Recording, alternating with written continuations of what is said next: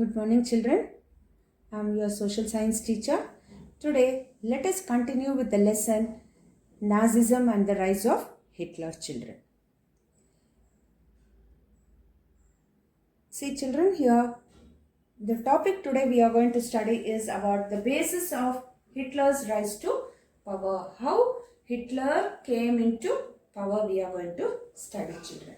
See, children, in the previous topic, we have studied in the years between 1924 and 29, we have seen some stability in Germany.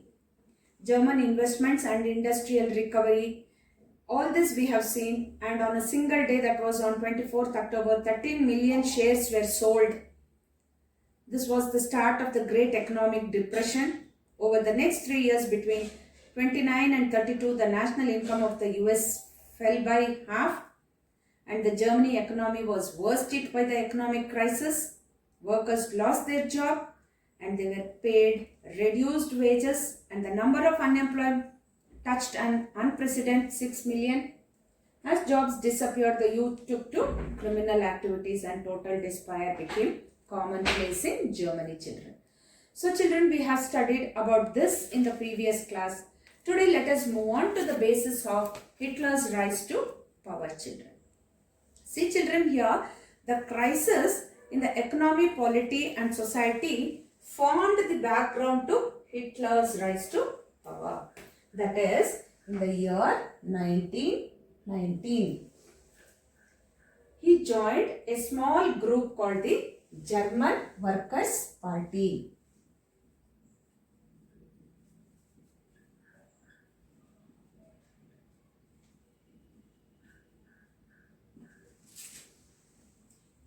He joined the small group called the German Workers' Party. He subsequently took over the organization and he renamed it the National Socialist German. See, he renamed it Nationalist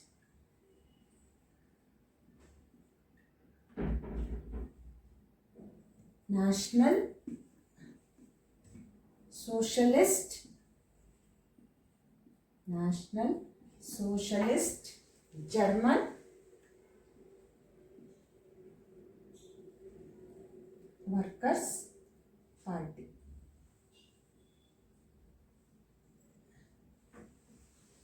Got it, children? National Socialist German Workers' Party, and this party later came to be known as the Nazi Party.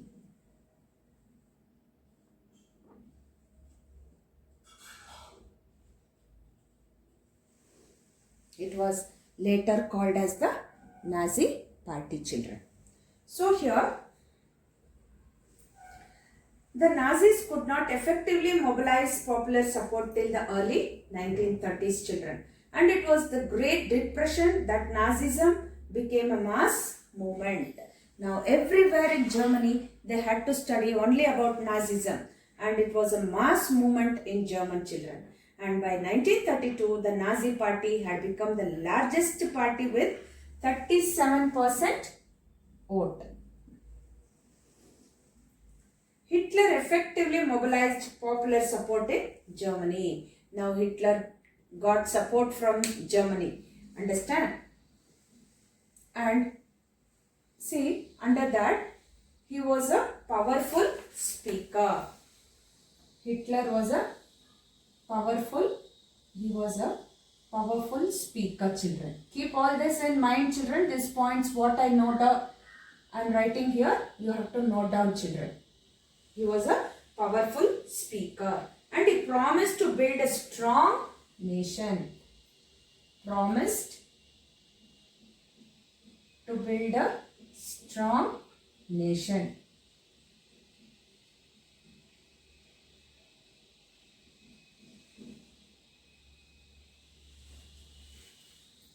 Third one, he promised to undo the injustice of the Versailles Treaty. Injustice. He told that he will not do injustice to the people. And then the next fourth one is he promised employment. He promised everybody that jobs will be provided to them. And the fifth one is weed out all foreign influences. Weed out means he will remove all foreign influences in Germany. Only German rules should be followed and German goods should be taken by the people. He made it. And foreign conspiracies against Germany. He didn't want any foreign conspiracies in Germany. And the sixth one is he understood the significance of rituals and spectacle in mass mobilization, children. And Nazis held massive rallies and public meetings to demonstrate the support for Hitler and a sense of unity among the people. Now the Nazi people, what they did is they took a massive rally and they wanted to make everybody support only Hitler. And now the red banners with the swastika. I have told you in my first topic also, that is on the red banner, the swastika symbol, they made it.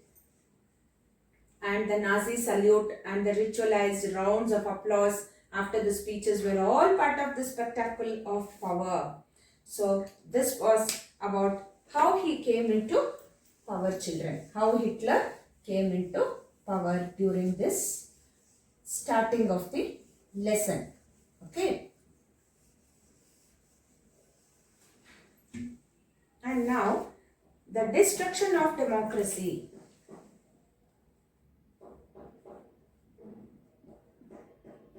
The destruction of democracy.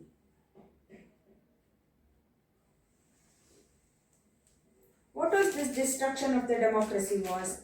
On 30th January 1933, President Hindenburg offered the chancellorship, the highest position in the cabinet of ministers, to Hitler. On 3rd March 1933, the famous Enabling Act was passed, and this act established dictatorship in Germany. Now he became a dictator. He started to dictate the rules and regulations in Germany. It gave Hitler all powers to sideline parliament and rule by decree. See, now the entire parliament, he was the dictator and people have to follow only his rules and regulations. And special surveillance and security forces were created to control and order society in ways that Nazis wanted. Now, full security was there because how these Nazis wanted, they wanted to keep Germany under their power only. And apart from the already existing regular police in green uniform and the stormtroopers, these included the Gestapo, secret state policy, and the protection squads, criminal police, and the security services. See, now everywhere, all this police uniform also, this swastika symbol should be there. He made compulsory that everybody, even the school uniform, even the school children had to put the uniform along with this swastika symbol only, children. And the reconstructions. And in foreign policies, Hitler acquired quick successes. He became quick successor and he pulled out the League of Nations in 1933 and he reoccupied the Rhineland in 1936 and he integrated Austria, Germany in 1938 under the slogan, one people, one empire, one people, one empire, and one leader. He said that one person, one country, one leader should be there. Only one leader it should be there, he said. And now, in September 1940, Tripartite Pact, that is 3, was signed between Germany, Tripartite,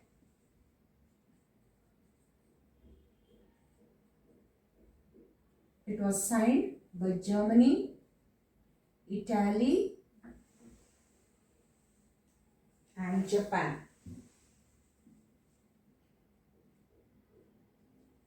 And Japan, children. By these 3 countries, the sign it was being done and strengthening Hitler's claim to international power. So all these 3 countries gave the signature to Hitler that they will support him.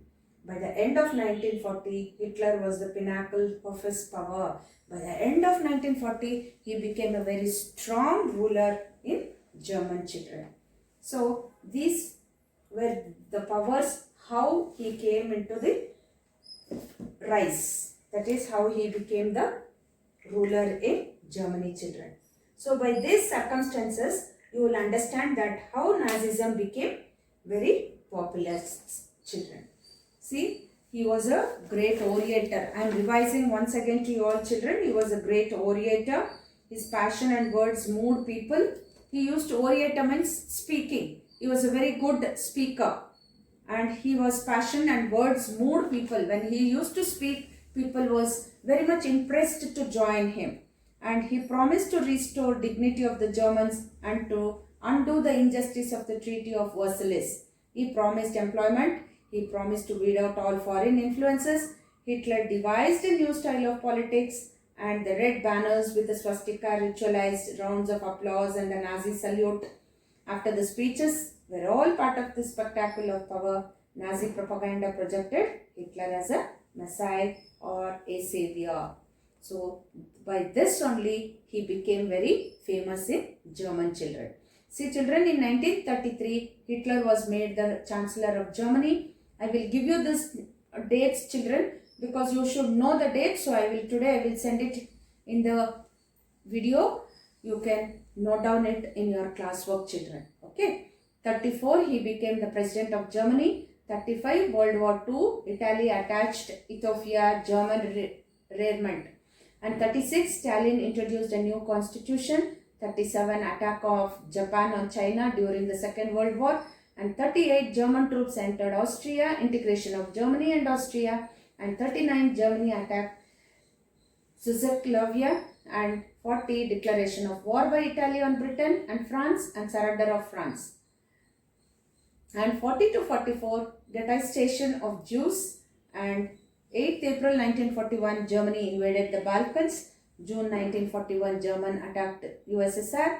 42 United Nations Declaration. 43 defeat of Italy and Germany by the Allied powers in North Africa. Hitler committed suicide by gunshot in Berlin in 1945. So I'll continue with my next topic, children. Thank you all. Have a nice day. A few question and answers will be given. You will have to write it in your classwork. Thank you all, children.